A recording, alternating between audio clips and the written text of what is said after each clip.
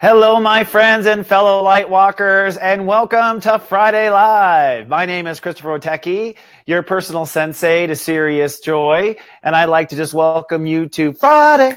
It's fun that Friday. And not only is it Friday, but it is the holiday season. I'm excited, finally, for the holidays. I mean, I don't know about you, but this year pretty much flew by. I mean, it really went by quickly, but that's a good thing. Because I think this year actually kind of sucked, to be honest with you. Like, I'm super excited that we are finally ending this year. And boy, are we ending this year with a lot of changes, are we not?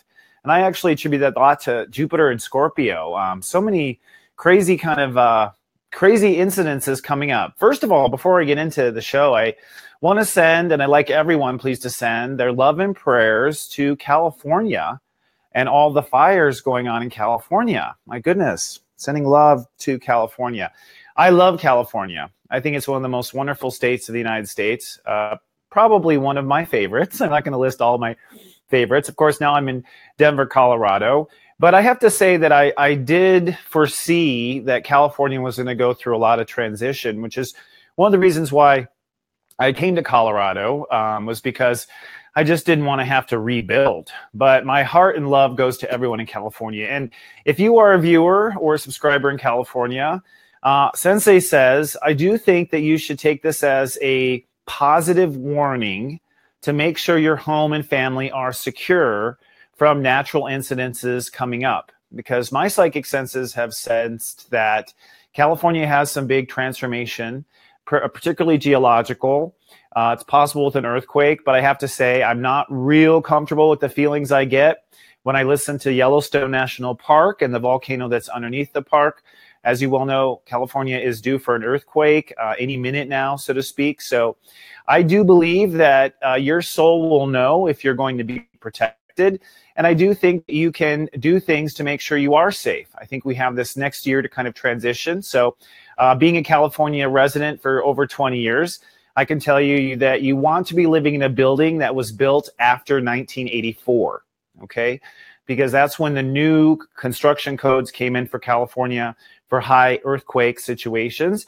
And if you're living out in a population, if you're living out of the city in an area where there's a lot of brush and potential for fire or mudslides, you might want to consider your location again and make sure that you're safe and secure. My guides have always told me that I would be fine, and your guides will tell you if you'll be fine. But if you're getting that inch to move or getting that inch to maybe move to a new location that's a little safer, I think that it's not your imagination. I think your guides are guiding you to make sure you are safe. So our heart and prayers go to California. My heart and prayers also go out to all of the women who have stood up against these sexual perpetrator men in our country. I am absolutely excited and astounded that this is happening. It's obviously well overdue, okay? Like the human race has been abusing women since Atlantis.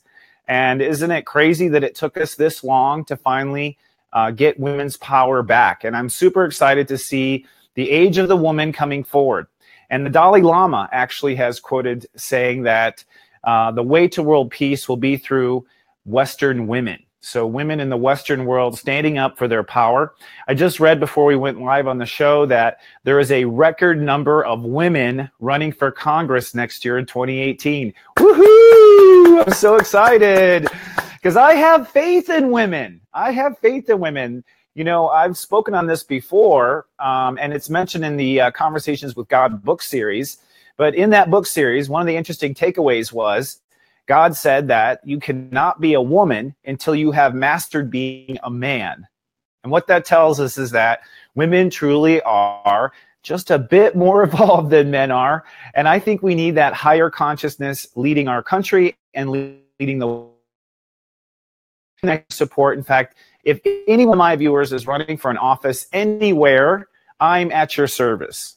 Anything I can do to help you, including reading your chart for free, make sure that you are in the best position, reading your opponent's chart for free to make sure you know what their spiritual weaknesses are. I think we all have to unite the light, and I have faith in it. Now, if a man is running for office, I will help you too. I'm not sexist, all right? So if you're in the light and you are looking to help make a difference in the world, I'm here to help you make that difference. So just email us at support@slipstream.com, and Troy and my wonderful staff will get to you about that. So the holiday season is upon us, and it kind of snuck up on us really fast. I think Jupiter is totally cleaning house, as I mentioned before. In fact, it's going according exactly to my prediction. Pat myself on the back for this one. We have moved from celebrities into politicians now, right? We have several congressmen being in the ethics committee. And of course, there's this huge call to bring down President Trump for his sexual abuses as well. I was particularly, actually I wasn't, I have to say this, with Matt Lauer on NBC. I will, and I don't know if I said this in the last show, but I'll say it now. Most of the guys that were accused and had these accusers come forward, almost every one of them gave me the creeps before. So it was like kind of an affirmation for me. And I'm not trying to talk bad, but every time, I never watched the Today Show because Matt Lauer creeped me out. Like, he was a guy, I just thought he was creepy energy. Louis C.K. I thought was creepy energy, you know. So it's been interesting because it's been an affirmation of what my guides have told me all along. And that's good, because now when I get that creepy vibe off of somebody, I'm going to take it a bit more seriously. Now, this whole month of December actually has been very much a hurry up and wait. We're in a Mercury retrograde right now, and that means that we are thinking differently. The universe is calling for us to think differently. With Mercury in Sagittarius, this thinking differently has to do with what we believe, what our life purpose is, and what brings meaning and value to our life. And I think for a lot of us, this has been a lot of boiling down, a lot of digesting. I think we're removing certain goals that we once had. I see a lot of my viewers and the people that I read are changing their priorities, not so much to being wealthy and owning bunches of homes, but shifting to happiness and inner peace and joy. So I definitely see the values shifting. But I will say that starting this week, look out. It is get ready, get set, and go. What I mean is, after nearly 3 weeks of this retrograde, we're going to find that our energy just skyrockets forward. In fact, things just start to move forward at a very rapid pace, really starting after this Monday. This Monday, we have a mega new moon. We have 5 planets in stellium with the galactic center, all focused on making a commitment to what you believe. And so Monday, Tuesday, Wednesday, a lot of that energy is all about making commitment. And then on Wednesday, Saturn enters Capricorn for the first time in 30 years. Now, some of you are old enough to remember the last time Saturn was in Capricorn. The last time Saturn was in Capricorn was February 1988 to 1991. And basically, what this does, the energy of Saturn in Capricorn, is this energy to take responsibility, to get up and do something. And funny enough, the last time Saturn went to Capricorn, we had just spent an entire decade focused on wealth, focused on shallow things, Reagan economics and whatnot. And as soon as Saturn went to Capricorn, we started to shift our attention to wanting different things, wanting more equality. And of course, we elected Bill Clinton in 1990. So there was a positive shift.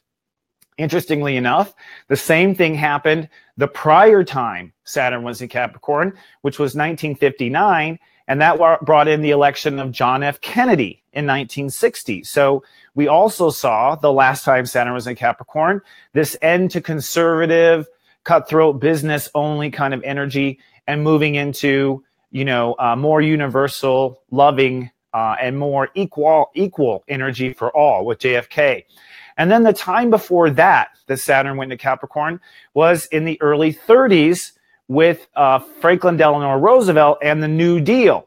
And again, we went extremely liberal during that time, and we created what he called the New Deal, if you remember correctly from social studies class, and we all were taking charge for our life. So, a lot of people have talked to me. They think the world is on fire with Donald Trump. They think things are going down the tube.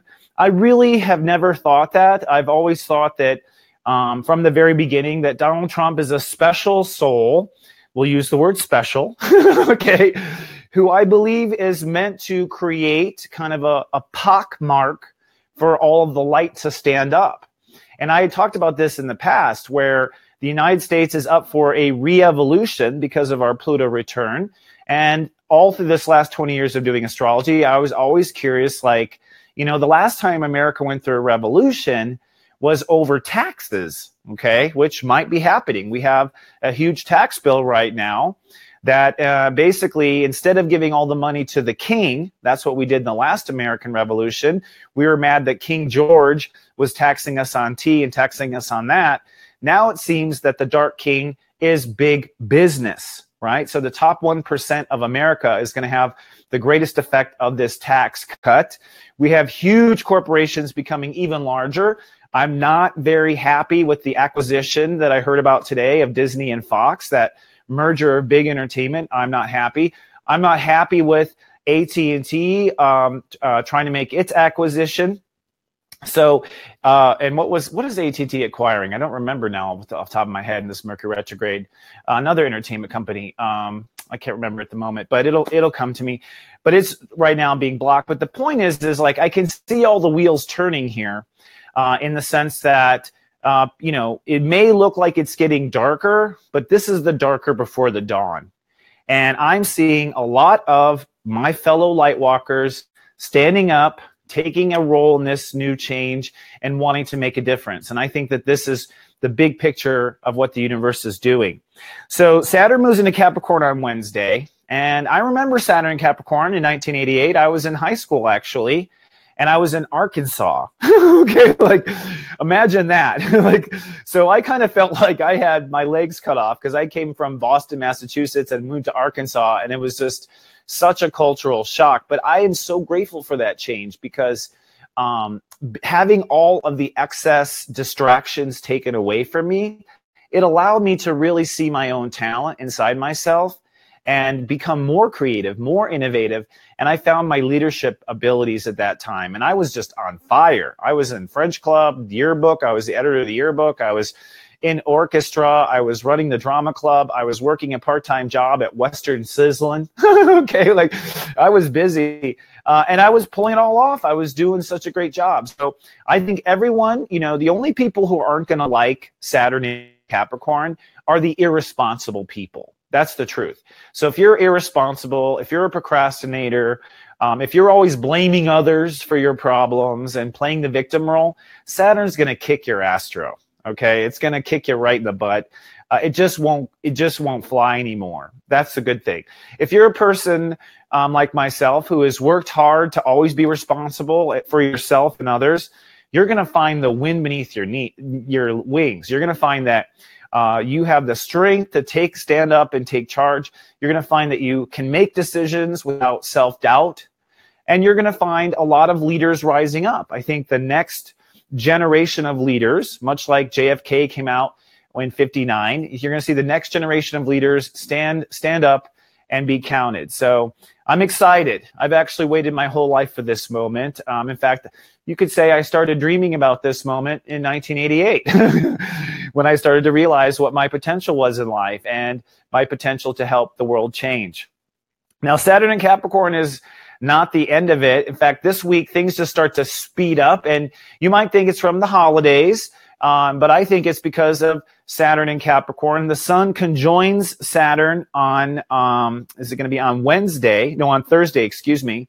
So on Thursday, December 21st, Saturn and the Sun will conjoin, and that will probably be just this huge feeling that you've got to get your shift together.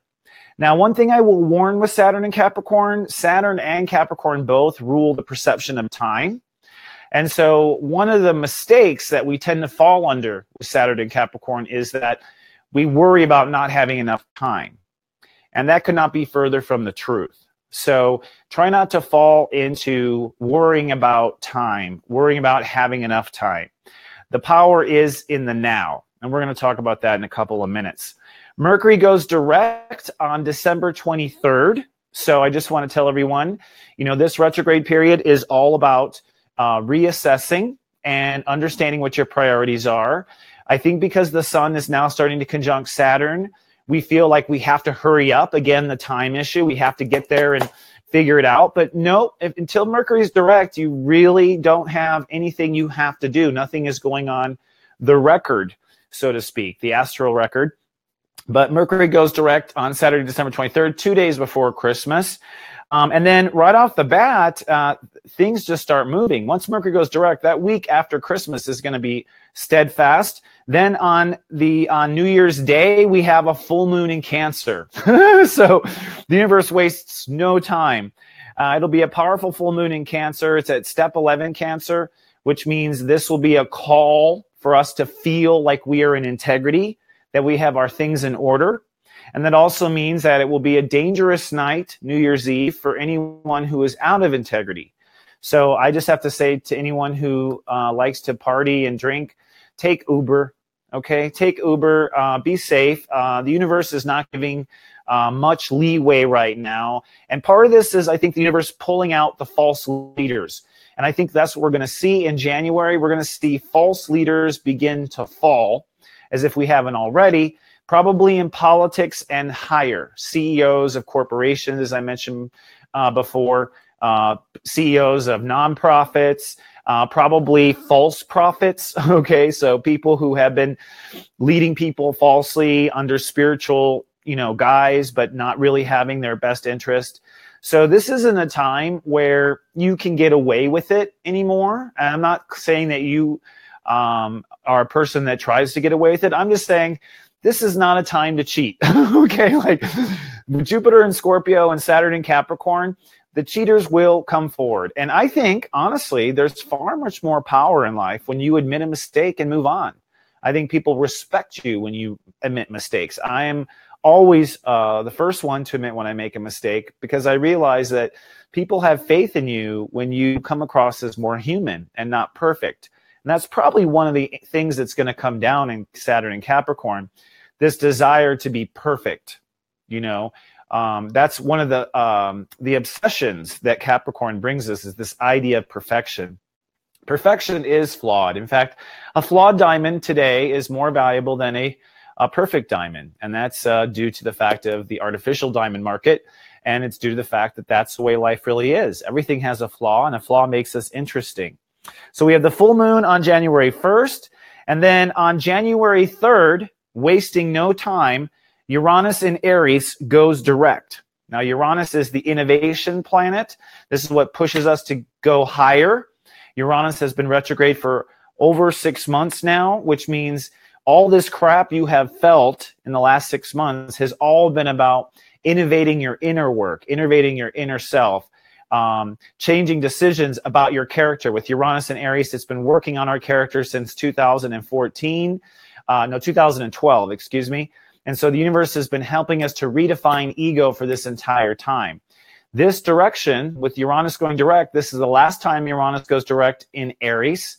And that means that people and their characters and where they're going and the actions they take is just going to keep going higher and higher and higher and higher until Uranus hits Taurus in May. And it'll hit Taurus for the first time in 86 years. So once Uranus goes direct on January 3rd, all the planets will be direct. All the planets. That's huge. That means that we are moving forward on every state of awareness that we have. Our beliefs with Jupiter, our control with Saturn and Capricorn, our innovation with Uranus and Aries, our psychic awareness and spiritual story with Neptune, and Pluto in Capricorn also pushing to change the rules and change the way we govern ourselves and govern others. So this 2018 really kicks off with a bang. January will be super fast. I'm sure it's going to blow by. And at the end of January, we have our first eclipse of the season. Okay. It will be a lunar eclipse in Leo. And guess what it will be at? Step 11, integrity. So a lunar eclipse in Leo will mean that a fall, you could say a fall of angels. This will be where people whose heart is out of integrity will likely fall. All right. So I'm expecting to see a lot of headlines with Jupiter and Scorpio and this lunar eclipse. That lunar eclipse is on January 31st. And it will be, like I said, in Leo with the sun in Aquarius. So it's a very powerful time, my friends. If life is boring right now, enjoy it. Right? Because it ain't going to be here very soon. Now, I have been growing tremendously in this last few weeks. I have this new regimen now where I don't know why, but I was against reading books on tape. Like I didn't want to listen to books. I wanted to read them. And that's just a good example of my Taurus stubbornness. But suddenly I had the idea of listening to books while I work out at the gym, because I'm also trying to stay fit. And also I'm such a hyperactive person. If I don't work out, I like pop like a volcano. So the latest book, I finished reading the Conversations with God series. I listened to the fourth book, was excellent. It's really adjusted my focus on awakening the species, and very grateful to Neil Donald Walsh for that. And now I'm picking up the book, The Power of Now by Eckart Tole. And you might go, you're just now reading this? Yeah. Okay. Like I've been so busy trying to lead. I have not been doing much study of other practitioners out there. And part of that was because I wanted to have my own voice and figure out what I was saying. But I will say this book is superb. Oh my goodness. First of all, I'll say I think Eckhart Tolle officially is an alien. All right. I'll just say that. Like when I say that, I mean a person who person from another star system, a star seed who incarnated in the human body. It's just a vibration in the sense I get. And I have no prejudice to aliens. I mean, human beings aren't doing a very good job. So come on down, aliens, help us out. But I will say this book is really, like, I would say appropriate for now. No pun intended. Because most of what the book goes into, at least so far what I've listened and read, has to do with our power being lost because our mind takes us elsewhere. Now, this is a trend that I've always noticed with my personal clients. I have noticed that the biggest enemy of human consciousness seems to be the mind. Master Buddha also taught this. I'm sure Jesus taught about it too. And it's because our mind has this capability of creating. So we will recreate the past and we will fantasize about the future, all the while not being in the power of the now. And the ego works very closely with the mind. Our ego works closely with the mind. And so our identity of who we are is always being tallied in the mind. The mind is constantly being tallied. And since the ego is in touch with the mind and works closely with the mind, there is this constant fear of failure and fear of death in all of our thoughts.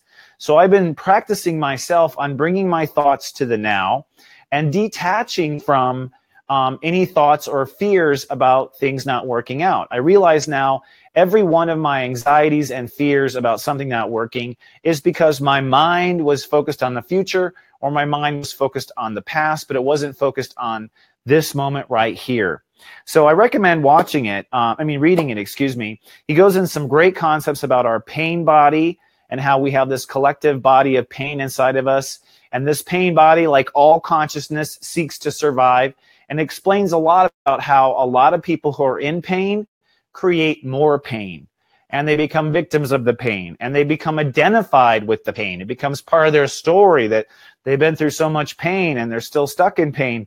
I understand that. I've always had compassion for it. But this book really explains how to get out of that cycle. How to get out of that cycle of living in our pain body and always focusing on our pain. And realizing that that was an identity builder. One of the other interesting things, which I brought up a little earlier, was that Eckart talks about how time is really the problem. There's no such thing as time. It's an illusion. It's something that's tied to space in this 3D reality. And Eckart talks about how our mind's obsession with time in the future and in the past is often what is the biggest culprit of us getting trapped in our mind and trapped in our worries. So I have been practicing timelessness, where I am focusing on just the moment, and it's okay to plan for the future for a minute or two, or whatever necessary is meant to plan the future, but not live in the future. And that's another thing he talks about too, is that a lot of people are constantly living for tomorrow.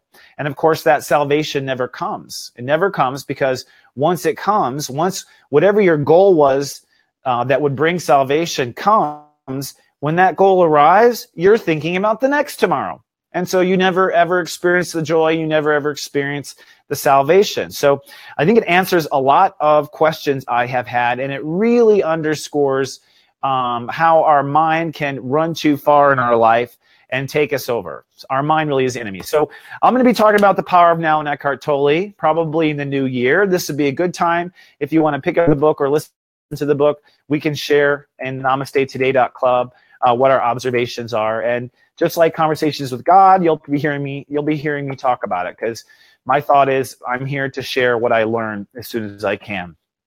Now, that said, I have a seminar coming up. In fact, this is my last Friday live show for 2017. I'll be talking about when I come back, but I will be live on Saturday, December 30th for a seminar I call Countdown to 2018. And this is going to be about a 2-hour seminar. I've been researching this for a long time. What I basically am going to do in this seminar is break down the entire year, January, February, March, April, May, for all 12 signs. I'm going to give an outline of all the things that are happening in the year. We have 5 eclipses this upcoming year. The first one I mentioned will be in January. 3 of them are solar eclipses. 2 of them are lunar. Solars are positive reinforcements. Lunars are destruction and breakdown. And the first destruction breakdown, like I said, is January 31st. So the universe is doing mostly building as versus destroying in 2018. Plus, we have a Venus retrograde and a Mars retrograde. In fact, Mars will retrograde through most of the summer. So I'm just going to tell you right now, if you want to get something done, get it done before the summer. Okay, because the summer is going to be probably hot and humid and whiny. Everyone whines when Mars is in retrograde because they don't feel like doing anything, and it's hard to motivate yourself. And then Venus goes into retrograde October, November. And that's interesting because I think that's going to redefine the divine feminine. In fact, what my opinion is, and I'll talk about this in the seminar, my opinion is that the Mars retrograde is the redefinition of the divine masculine, now that Uranus will have completed in Aries its transit. And I believe with all this rising up of women, that the Venus retrograde will be a redefinition of the divine feminine. So I think we are redefining ourselves in 2018. It's a powerful year. Changes are coming, and I'm excited about it. So this will be on Saturday, December 30th. It will be at 4 p.m. Eastern, 1 p.m. Pacific. It will be live. It will be recorded. You can get tickets at soulmart.me. And if you can't make the live seminar, because I know it's on New Year's Eve weekend, don't worry, it will be recorded. You can purchase tickets after the recording and get access. But it might take us a couple of days to let you in because we'll be celebrating New Year's too. Okay, so we'll do our best for that. And that brings me to a very fun announcement here. It's time to give our winners to Little Ivy Rose's reading raffle sweepstakes. I just want to say, first of all, thank you very much. I am so proud of our community, and I'm looking for the little piece of paper here. This is live streaming television. Oh, I don't see it here. Oh, there it is. Thank you. First of all, thank you very much. This year I'm giving away 3 30-minute readings to people, and this was all to raise money for a little girl in Scotland who is trying to come to the United States for innovative stem cell research. Say that 3 times in Mercury retrograde. And she has cerebral palsy, and I don't know if you know much about the disease, but there aren't many cures or remedies for it. And right now there's a lot of intense, awesome stem cell therapies that are starting to propagate here in the United States. So for those who donated, I am extremely grateful that you donated. Our little group did a great job. We raised 1,620 pounds, which is $2,158. It may be a little bit more than that because some people were private, but I just want to say thank you. Thank you very much. I mean, we walk the light. We walk the light. We showed up. We helped someone in need and for a very good cause. And this is something that I probably want to do in the future for other good causes as well.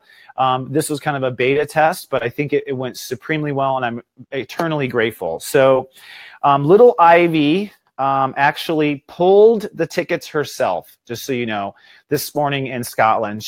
Her hand in a bowl. Her mother, Sky, wrote down everyone's names, put them in a jar, and Ivy pulled them out. So this is divine, okay, as far as who got to 1. And here's a little picture. I will hold up a little picture here of Ivy. This is her with the winners here. And I will announce the winners The three winners are Diane DeStefano, Christine Romano, and Verena Bessie, if that's how you, or Bess, but I think it's Bessie. Diane DeStefano, Christine Romano, and Verena Bessie. And I think this was all divine. In fact, I actually know Diane very well. She's a friend of mine from California. So when I saw her name, I was like, oh my God, Spirit is totally helping out my friend. Had nothing to do with it. Like I said, little Ivy is the one who pulled them. And there she is. We'll post this picture and the winners in our after show post. But thank you all for your graciousness and love. I think it will all come back to us. I really do, tenfold. And speaking of gratitude, you know, something that happened this late summer, something that I didn't approve. No one told me about this, but Troy, Joyce Sweeney, and Dana Ross posted a GoFundMe to help me with a car. And that's because I have been vehicle-less for a long time, hitching rides with Troy, doing lots of Uber. Part of it was for me to just save the environment while I was uncertain. And I want to say thank you to everyone who donated to that. You all raised $2,000 for me to have transportation. Have I bought a car yet? No. Okay, like I have it in the bank. The reason is because I'm still settling here in Denver, and I'm still looking to do something that's economically smart and also good for the environment. But I feel very abundant knowing that I have this little backup money in the bank, and I'm going to put it to a very good cause that I'm sure will also play out to you. So I thank you very much for your generosity, everyone who donated. And I do have a list of everyone who donated, and I'll have a little something special for you in the coming future. So listen for that. Okay. Now let me just check my thing here. We've done all of ours. So one more thing I want to announce, and then we're going to move on to our guest today. We have two fantastic guests talking about interesting spiritual things.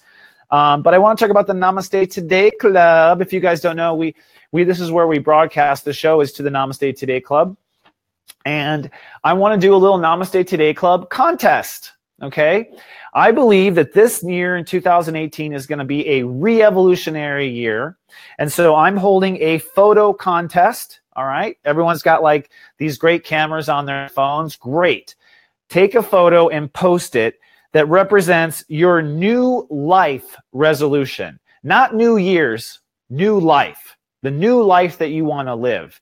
And I don't care if you're taking a picture of the house you want to buy, or you're taking a picture of, you know, your name on a door. You know what I mean? Like, but I want to inspire creativity and make not just a New Year's resolution this year, but a new life resolution, and somehow show it to us visually. Post your picture in the Namaste Today.club, and the post that gets the most likes between now and New Year's Day, okay, New Year's Day. Some people might be taking pictures of New Year's Eve as their new life resolution. The one that gets the most posts will win a free 1-hour reading with yours truly. And you know I do these readings, and it's a blessing. So look forward to seeing your pictures of your new life resolution, and I look forward to voting for them as well. Make sure that if you know, don't be afraid to vote for things you like. That's the one thing I'll say. Like, people's pictures come in all the time. So just, you know, if you like what their picture is, if it you know, intrigues your heart, then go ahead and click like on it, and we'll see over time who had the most likes. Okay. FYI, anyone that works for me is welcome to post their picture and get comments, but anyone that works for me cannot be a winner of the reading. Okay. So my own associates and employees often want to participate, and I want them to participate because they often are very creative and add lots of things. So that, just want to say that for the record. I'm sure Troy and Jill will be posting theirs. All right. So I think we have Bob ready to go, don't we, Troy? Thanks. Our first guest is named Bob Wonder. He's a Colorado native, just like myself. He studied hypnosis at the Integrated School of Hypnotherapy. He's also studied civil engineering at the University of Colorado. And he's the creator of what he calls Slipstream Intelligence. He offers personal sessions to clear trauma, to rewrite people's memories, and repattern habits. Welcome, Bob. Hi, how is everybody? How are you? You're looking great, Christopher. Thanks for wearing the Santa Claus hat, by the way. Thank you. It's actually me covering up a bad hair day, but it's okay. Just kidding. Good. So how are you? You're a Colorado native. I'll just take a digression here for a second. It's like this warm weather. Is this usual for Colorado? I have never seen it this warm for my Okay. 50 Colorado. I've never seen it this warm, this late. So it's unusual. And So there, you can claim all kinds of things, but something weird is happening. So let's see what okay. unfolds. Yeah, let's see what unfolds. That's what I thought too. Global warming, there's certainly a lot of evidence for it. Absolutely. So tell me about yourself, sir. First of all, you work to help clear trauma and rewrite memory. I think that's amazing. I was just talking about that earlier about our mind being kind of a culprit. But let's just start off with Slipstream intelligence. That's a real slick name. What is Slipstream intelligence? Well, what I've been doing, essentially, I got fed up with the world, with American society, and I left for about 4 years. Put on a back. Oh, I traveled mostly in Asia, and I was learning to, commune with the grand synchronicity of all that is. Like if you don't have an agenda, don't have a plan, anything, and you're out in the world, and you say, "Here I am, universe, have your way with me, give it to me," then magical things will occur, and you'll meet the perfect people, and the situations will come up. That's synchronicity. So I yeah. served the synchronicity for about 4 years, and then after that, I came to Crestone, Colorado, and it's like the Tibet of America. It's a very high vibrational place. It's like a Sedona or a Mount Oh, Shasta. And essentially, I meditated on the edge of a wildlife refuge in a 12-foot diameter yurt with no running water, electricity, and I did that for 10 years. wow. And Wow. I was going so deep into meditation, I would like lose myself. Like sometimes over days, I'd come out and I'd have to figure out what day it was, what time it was, that sort of thing. And I started to have these memories, essentially. And I started to remember who I am, what my mission is, what we're all doing here. And as that occurred, I was propelled into these spaces where I was able to affect and facilitate great change in a good way, mostly eliminating and clearing stuff that doesn't, serve us and the planet. And I kept asking, where am I going? What's going on? And so what I have remembered is that we are going into these spaces. We have the capacity to go into the space between all space, time, and dimension. And this is what I call Mm. slipstream space. So imagine if we Ah, are existing, okay. we're multidimensional beings. So you are Yeah. existing in many different dimensions. And in each one of those dimensions, you're existing in many different parallel realities. And in each one of those parallel realities, you're also existing in many different timelines.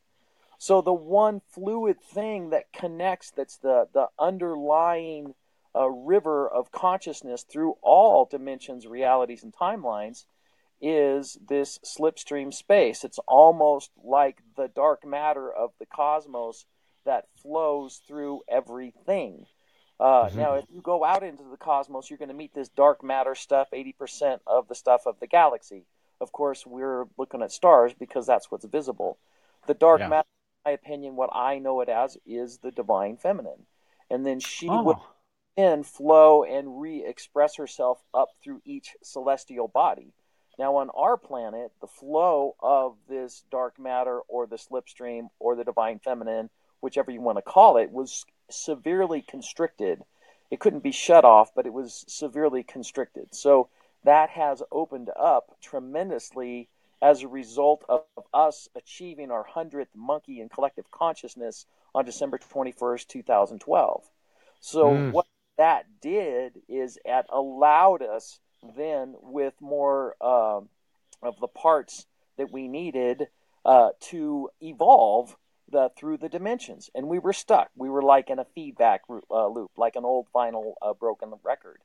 So Mm. once we achieved that, the first thing that we were able to do is leapfrog over the feedback loop and get into this dimension of love, and then move into a dimension of magic, and then move into this dimension of the Saturn energy, which I know is choice. Last year was completion, and this year is a 10.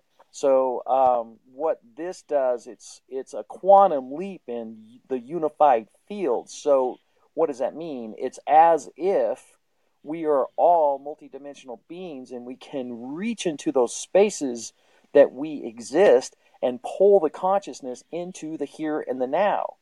And because there are enough of us that are actually awake, we're successful, and it's actually happening. So this is the year of the grand convergence. And I was listening to your astrology, which was brilliant. Thank you for that, by the way. And so thank you.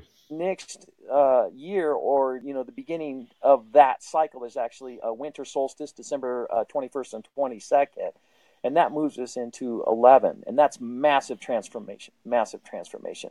So I'm really excited to see humans stepping up and saying enough's enough, having the courage to say, I'm not going to do that anymore. I'm going to do this. I'm going to do what works. And so I think it's a time of massive empowerment, and I'm excited to see it. I'm excited too. I mean, I think this was the story we were born to live, and why we're all here at this time. I mean, why we elected to incarnate now versus World War II. You know what I mean? Like, and let me ask you, how does Slipstream intelligence fit into this this Lightwalker parable of 3D versus 5D? Have you heard that? Yeah. Now, a lot of people are talking about, going into 5D, because a lot of that probably comes from Hopi prophecy, going into the fifth world. And if you really want to, look at that, the first world, we got hit by a comet, several 100,000 years ago. The first world was the world of the great shaking. Second world was the world of the great freezing. Third world was the world of the great thawing. We're in the fourth world now. Go into the fifth world, but it can't happen because fourth and fifth world were flipped, and we just kept just going in a cycle until we achieved sixth dimension, the sixth world, in 2012.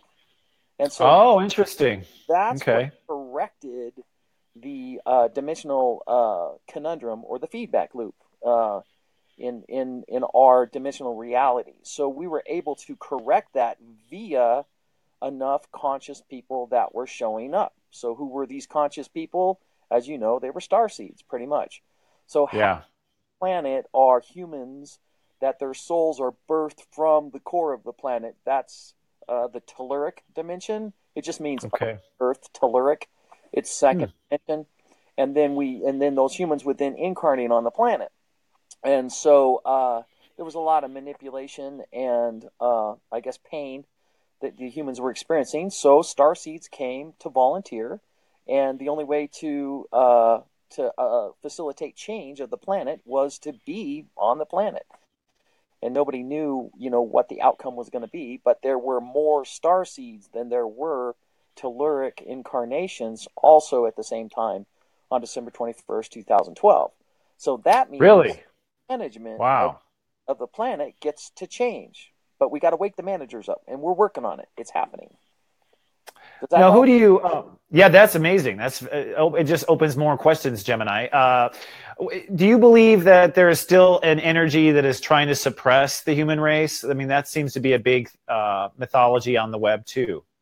Yes, and if you track that, you'll eventually get to the Sumerian tablets. You'll eventually get to the Anunnaki and Planet Nibiru and all that stuff. I mean, do your research and read it for yourself and see what comes up for you. But yes, there is a group that I call them laggard souls, and they existed on a planet in between Mars and Jupiter. And so I would be tracking like some of those bigger asteroids in your astrology to see like what is that. I think Ceres is one of those asteroids, and there's some others in there for sure. So Lilith, yeah, a group of souls that were just, addicted to destruction. There's like a child, smashing bugs, stomping in water, throwing dirt clods, that sort of thing. And so they were put into a playpen so that they could be safe and work through their karma and go through some evolution. That was set up on this planet Maldek in between Mars and Jupiter. They got off the planet, started messing with Mars. There was a big conflict. Yeah, and then our planet ended up getting hit by a comet. result of the explosion, and that was the literal fall of man. And this happened hundreds of thousands of years ago, but we're working through it. So the thing to know, the really important thing to know is humanity has been genetically altered, manipulated, and messed with drastically. However, within all of us, we have the blueprint for consciousness and an enlightened state of being.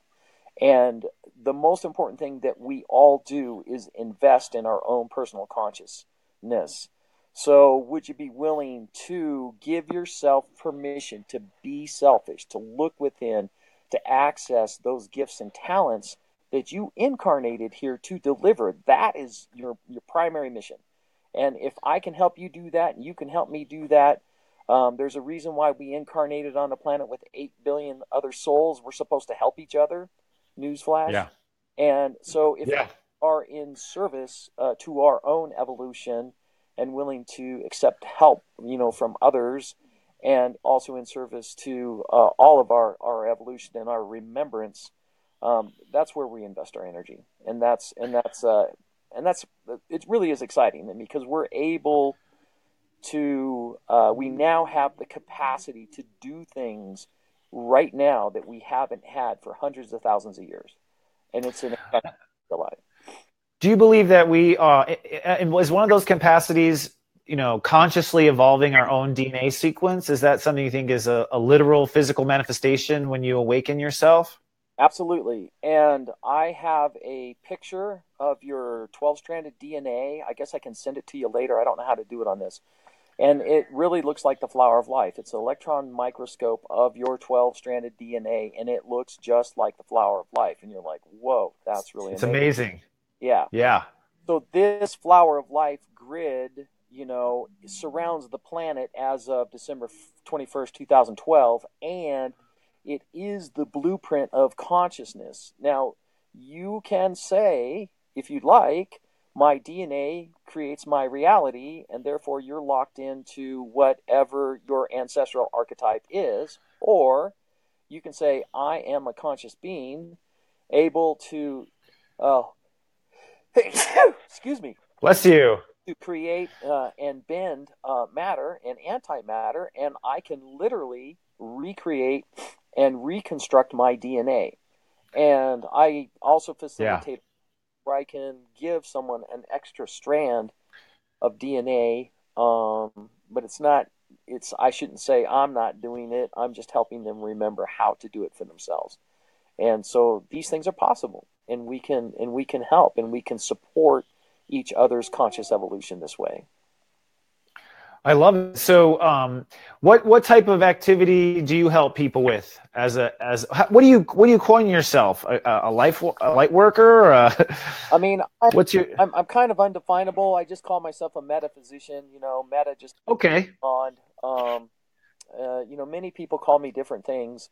We all have so many skill sets. You've incarnated hundreds of thousands of times, so you've already.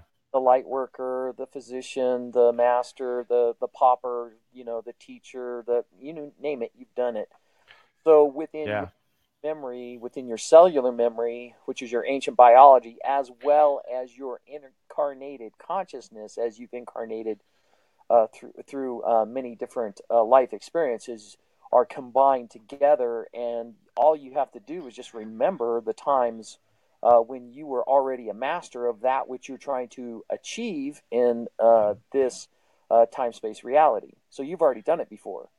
So the key is to get people connected to themselves and to these experiences so that they can teach themselves and then bring that experience and that memory into the here and the now. Absolutely. I concur. And I feel like people also ask me about astrology. I learned it in a past life. It just all came back to me, that understanding. Yeah. Do you, and on that topic of getting to know ourselves, I think meditation for a lot of people is difficult. In your experience, why is that? And what's your key to meditating? You meditated so long, you lost track of time, space. What's the secret? There's the first thing to do is to acknowledge that our entire life is a walking meditation, and that we are Okay. on a sacred journey, a sacred experience, on this world. Everything is sacred.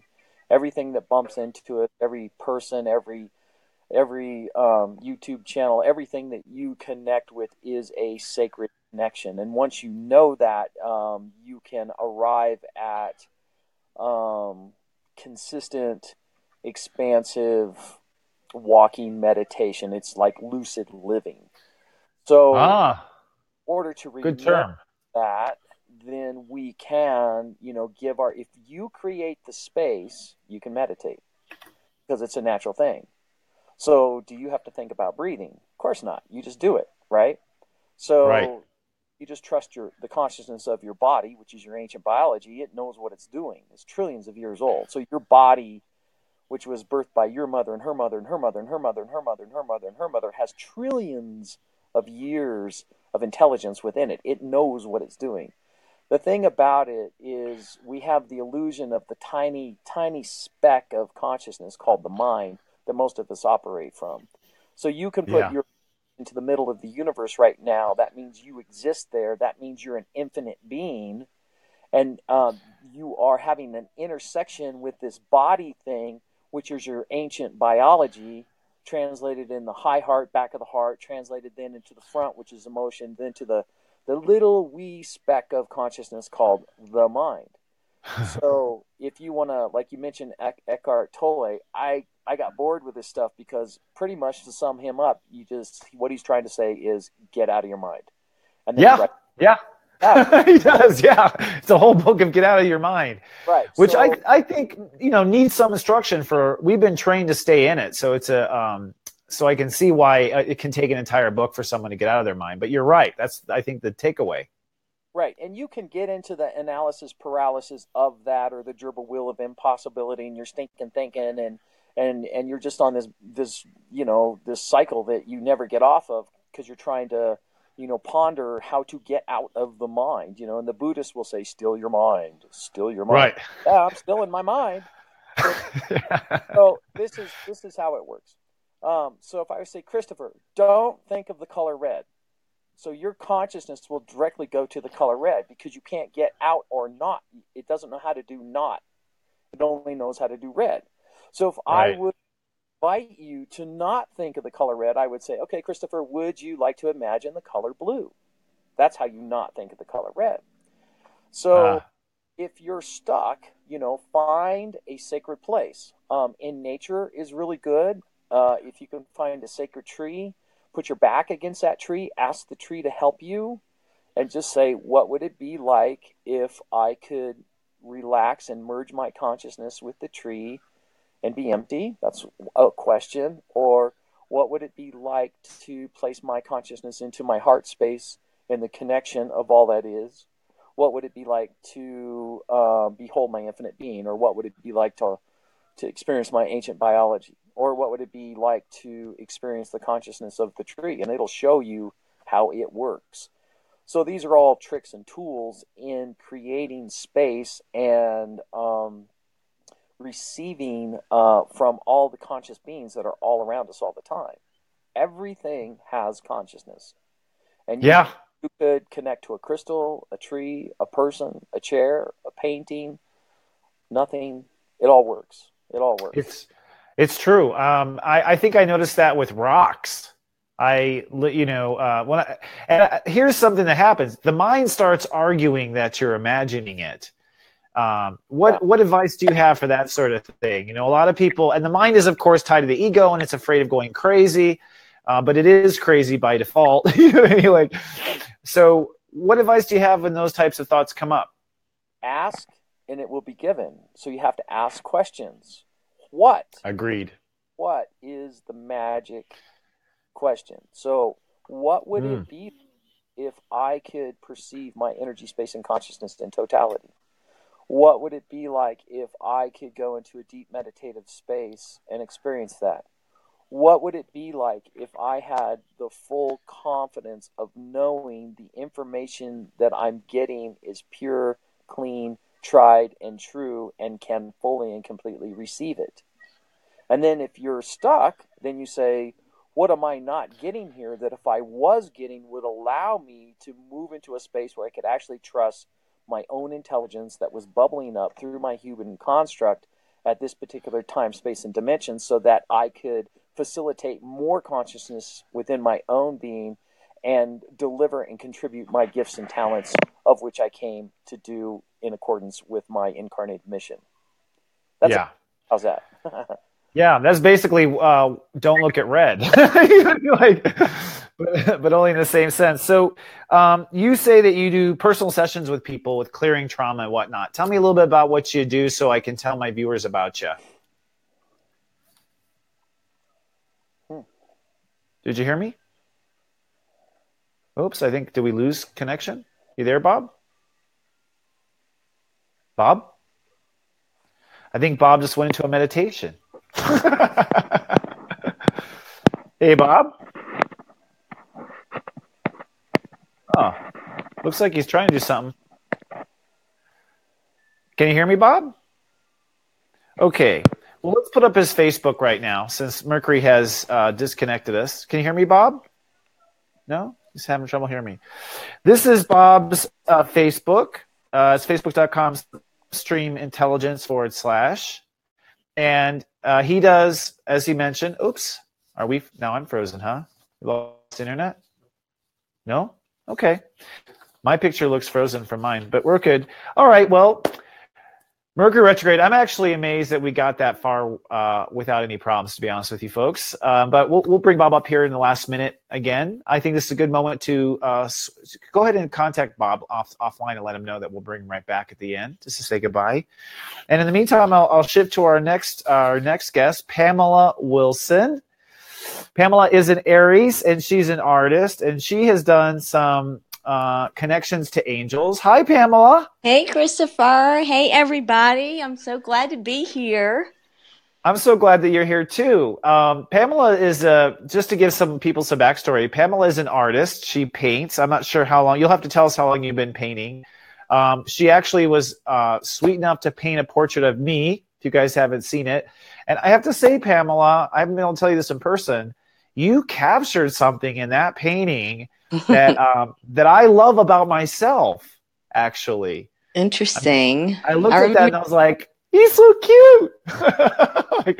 There's just my glow. I don't know what it is, but you did a great job. And she's also did something outstanding. You guys remember the Miami Orlando club where there were 49 people were shot and killed? She actually painted a portrait of all 49 victims, which was an amazing spiritual gesture on your part.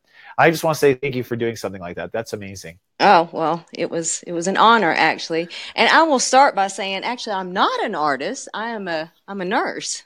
Okay. This time last year, I was not even drawing. I was actually out of a job. Wow. Yeah. I have actually been a follower of yours for a couple of years, and you have helped me stay in touch with my heart. And I will tag on with Mr. Wonder there, Bob Wonder, in his belief in meditation. I spent a lot of time doing some solo camping and hanging out in the wilderness and being quiet, and Serious Joy was with me the whole time because I was working seasonally, and I would work in New York, and then I would have a camp job like here in Colorado. That's how I fell in love with Colorado. Or I had one I had 3 different ones. Well, one in Wisconsin, in the middle of nowhere. That's where I learned about the Upper Peninsula. But I'm born and raised in Atlanta. I'm 53, so I was born in 1964. I am an Aries with Mars in 4 of my houses, so action is big in my life. So keeping my mouth shut is not an easy thing to do, but I've learned how to do it. I have to wait for people to ask for me to talk. And so thank you so much for asking me to talk. So right now I'm actually a phone triage nurse, and that is so perfect for me. People call and they ask for my advice. So once again, Spirit led me to this. Wow. When I first got here to Colorado a year ago, I lost my job. And I was like, what are you doing, Spirit? I gave up this wonderful job with New York City Outward Bound, give them a shout out there, a company that does not advertise. I was honored to work with them. They are angels on earth. I will tell you that. Oh, that's nice. Yeah, as is hospice. I've worked with hospice. I was a liaison for hospice.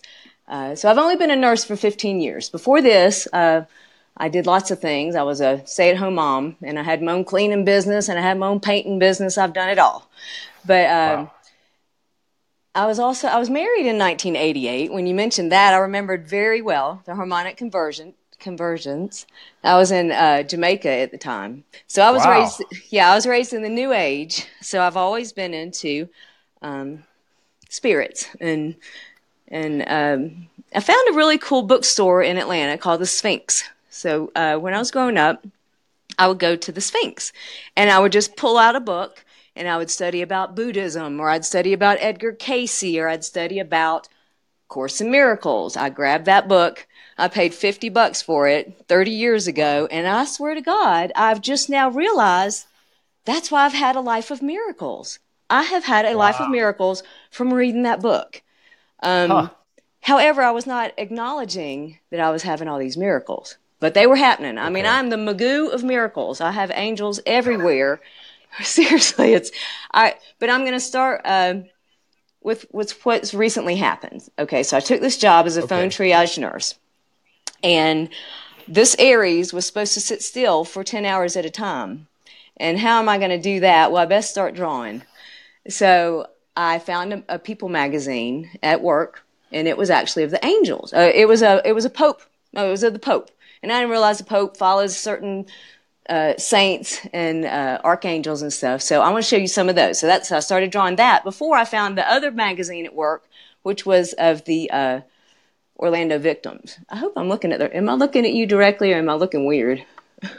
I just go ahead and look at the camera. Don't worry. Just look straight at the camera. Okay, so I started drawing, and once again, this was after I had done your portrait. So I did your portrait, and yours was a big deal because it was so tiny. And I'm here to tell you, it took me like 6 weeks, a long time, because I would do it and then blend it in. So as Mr. Wonder was speaking, you can feel the energies, possibly a lot of your past lives, because I would come up with a picture of you, and then it would totally transform. So that's kind of my thing. So I'm with him, and that you do bring spirits in. Oh, we froze there. Don't worry, we're still live.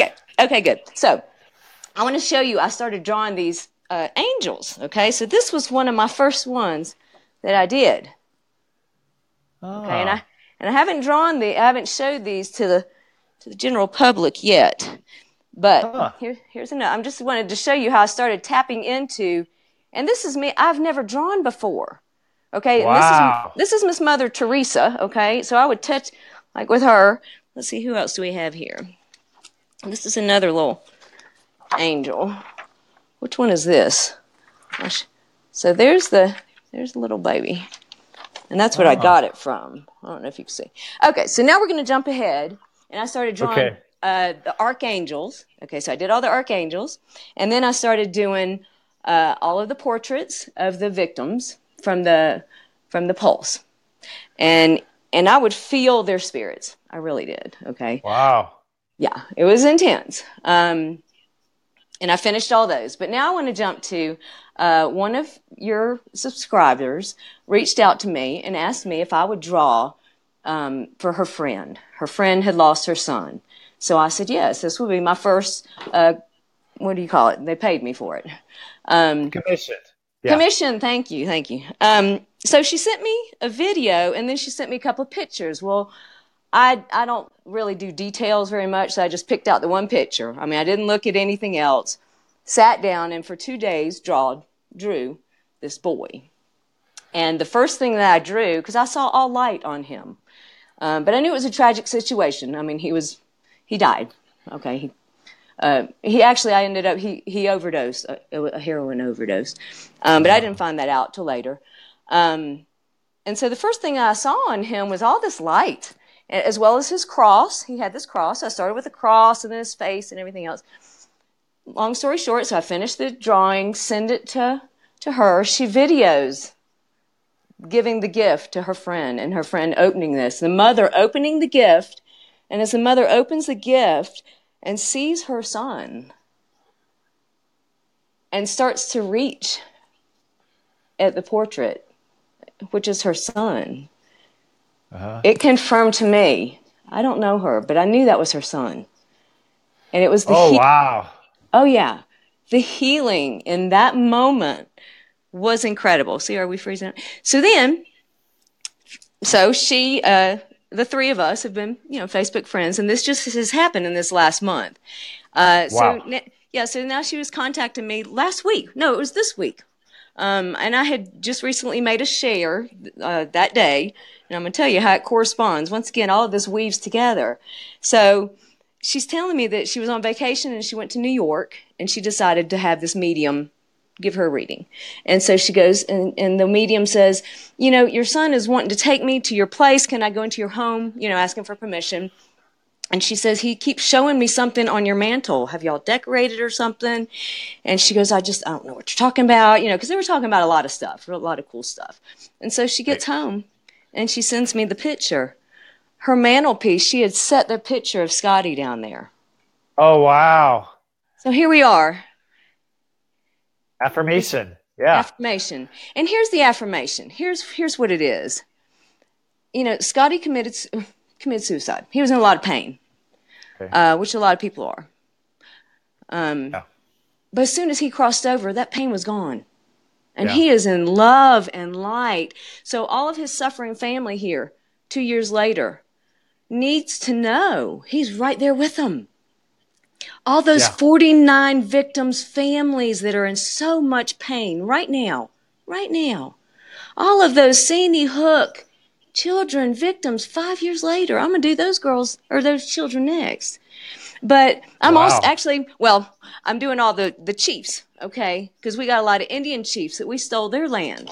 And we just recently had Thanksgiving. And I had a hard time with that, I'll be honest with you.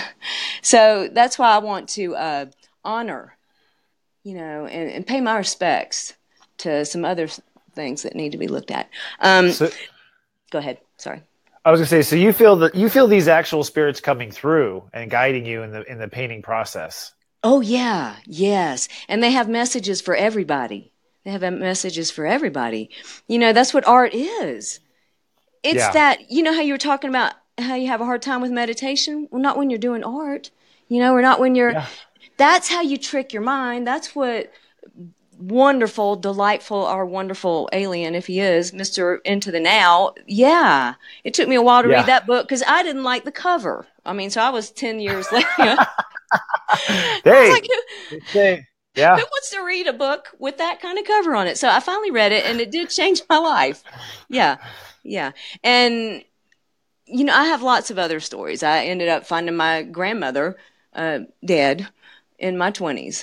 And she had asked me, if I would find her subconsciously because a year before I was born, my grandfather committed suicide. Wow. Yeah. And so when I was born, they told me many years later, like into my 40s, so that would be that they had me to soothe their pain of my grandfather dying because, like I say, he committed suicide. And nobody talked about him. So growing up, I was like, I wonder who that man is in that picture. Well, that was my grandfather. So these people, when they leave a certain way, they're forgotten. Yet they're still important and they're right here. They haven't gone anywhere. We're a veil away. So I'm not, we talk about death and we are reincarnated and we aren't supposed to remember it all. We're supposed to remember some of it, and so we are here for each other. But that moment with that woman and the tears that I felt or the joy that I felt, because I'm a mother. Yeah. If I lost my child, I want to feel her. I want to know she's still here. And she is, Yeah. So, and I want, and nobody, I can't do that because I haven't lost a child, but that mother can, Yeah. She could help all these other hurting people. So I'm all about helping people, but obviously, but you have to wait. That's the other thing. I've had to learn how to help myself, and how to help myself is I've had to distance myself from people that I loved, my family and old friends, because it was not in my best interest, and it was not healthy for me. And if I'm ruffling your feathers or you're ruffling mine, we should look at that, whoever we are. So tell me what got you involved with the angels. Like, what inspired? Was there an experience that you had, or? Yes. Well, let's jump to another experience I had. Okay, so I told you I was married in 88. My daughter was, at the time, she was 3 years old. So I'm an ex-rock climber. My ex-husband and I were rock climbing. And we were actually at Rocky Mountain National Park at Long's Peak. They have a peak there. It's 14,000 feet. So I was in my 20s. I think I was 28, 29. And we are rock climbing, so you have to hike up. I think it took us like 10 hours to sleep at 12,000 feet, and then you get up at like 2 in the morning, and you're going to rappel down, okay? And then you go across this little ledge, and then you climb up for another 10 hours, okay? So this is supposed to be the easiest. So we've been preparing for this, right? So, and we're doing the rappel is supposed to be the easiest part of the climb, because all you have to do is you lower yourself down, right? So we had thought of everything. So my ex-husband at the time, he goes down first, and you have to start at 2 in the morning because the storms come from behind and you can get blown off of the rock. And as a rock climber, you don't want it to rain because that's bad. So anyway, so you get up at the crack of dawn. So this is supposed to be the easiest part. He goes down and he's waiting, and I'm about to rappel. So I step over the ledge, and what happens? I have this 80-pound pack on my back, so I immediately flip upside down. This was the one thing we had not thought of.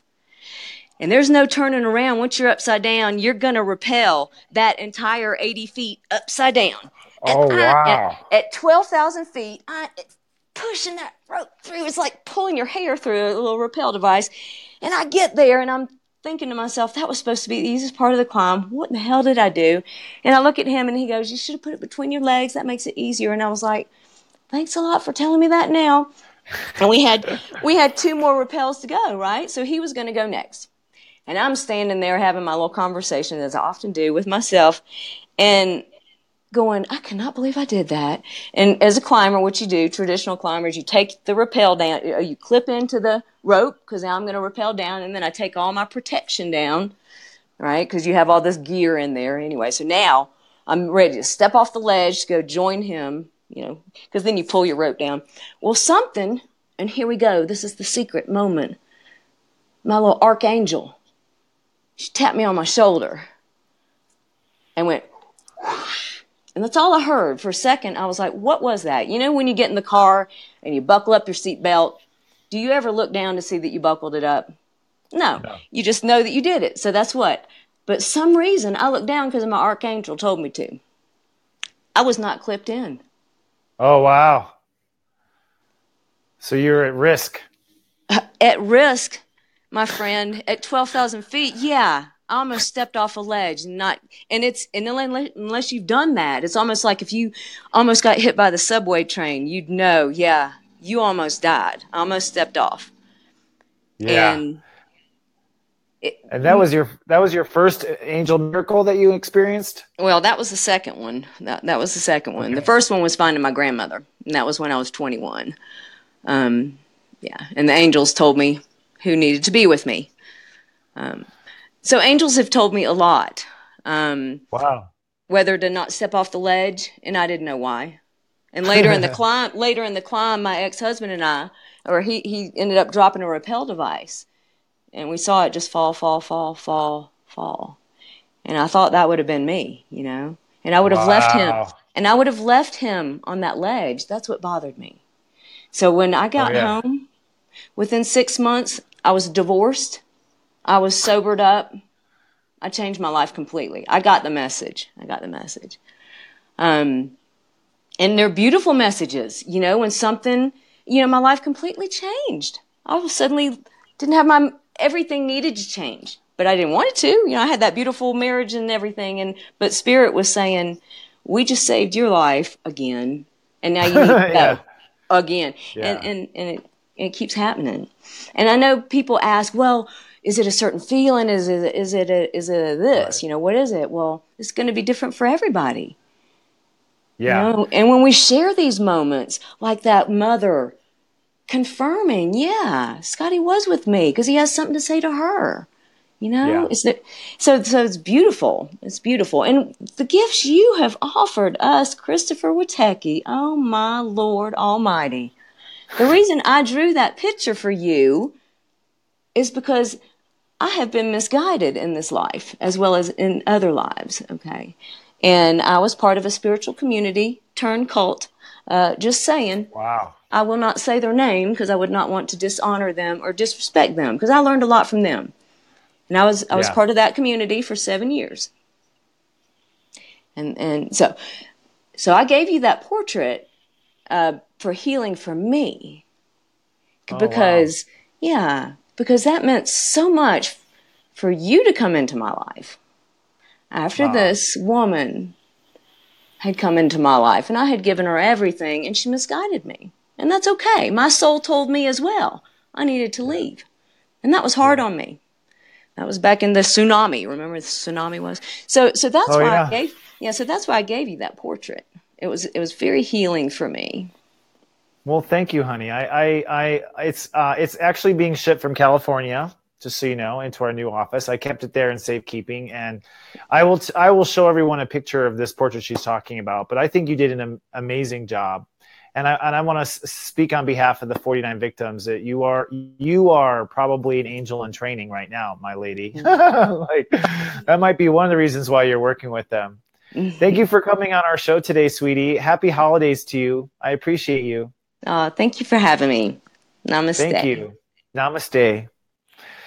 Wow, angel stories. You know, one day we're almost out of time here, so I'll share an angel story that I had one of these days. But I will say that when they come in, there's no doubt in your mind that you're having an experience, and it can be very subtle, like she described. But your mind just knows that you are having some sort of intervention going on there. So I want to bring real quick before I say goodbye, I want to bring Bob Wonder back on real quickly and let Bob tell us what he does and how to get in touch with him. Hi, Bob. We had a little Mercury retrograde there. How are you? Can you hear me okay? I can hear you now. Yeah, absolutely. And I apologize. We ended up cutting you off there at the last question. And what I was asking is, what do you do for clients? What kind of services can people come to you for? One of the easiest things to do is just come to the website slipstreamintelligence.com or on Facebook. That'll take you there too.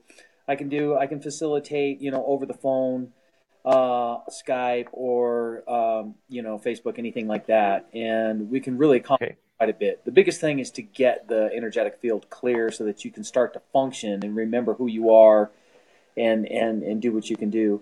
I also do, classes and trainings and retreats. I do expeditions like way up onto the mountain at 13,000 feet in the summer. And I also do different ceremonies. So I come and go. I'm based out of Crestone, Colorado. We're in the San Luis Valley, just north of the sand dunes. I have a 6-bedroom retreat house, and people come and stay. It's reasonable, it's affordable, and we can really facilitate a lot of consciousness through the visit, and that's called the Mystic Mountain Retreat House. You can also see a link to that on Facebook as well, and or you can just use the good old telephone 719-937-3052.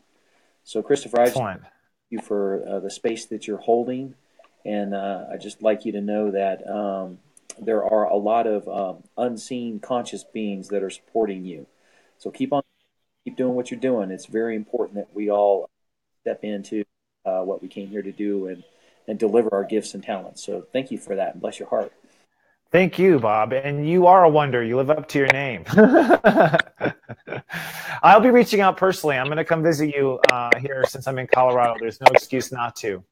Thank you. Okay, blessings. Blessings. Happy holidays to you. All right. Thank you very much. Well, folks, it's been a wonderful show. I think we've had a great show. We're going to be off the air until after the holidays. I will give you a little reminder that I have invented a service called Serious Joy. This service is based on your date of birth, your time of birth, and your information. And I text you through the day to help you stay mindful and alert into the power of now, bringing you back into yourself. And of course, I have all the secrets that come out of your natal birth information. I am going to announce officially here that I have a holiday present for my subscribers. I was actually going to wait until Mercury went direct, but my guides are telling me to release this sooner. I have written what I call a destiny report, okay? This is a destiny report based on your information. These take a long time for me to write because I have to write for every aspect of all charts, okay? Like, it's pretty intense. But I'll be releasing the destiny report before Christmas. This report basically now analyzes your midheaven, your Chiron, your North Node, looking at all the aspects that I look at in a reading to kind of understand the purpose of your birth. I like to call it the story you were born to live. Well, Destiny Report fits a little easier on the website, okay? This is basically the story you're born to live. So if you like to receive your Destiny Report, your megascopes, and gentle spiritual nagging reminders 7 times a day, come on down to SeriousJoy.com to sign up. If you're a new subscriber, you can try the service for just $3.99 for the first 30 days. It's well worth trying at minimum. All right, friends. And we will be back next year. Our next show will be January 5th, 2017. So Friday, January 18. Whoops, I'm already screwing that up. How about that? 2018.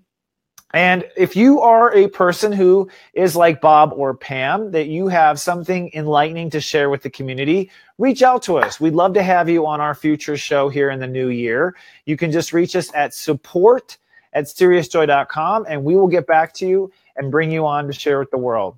I hope everyone has a wonderful holiday. I hope you get to the bottom of your purpose and you get moving when Saturn goes into Capricorn. Remember that I love you, and to live, love, be.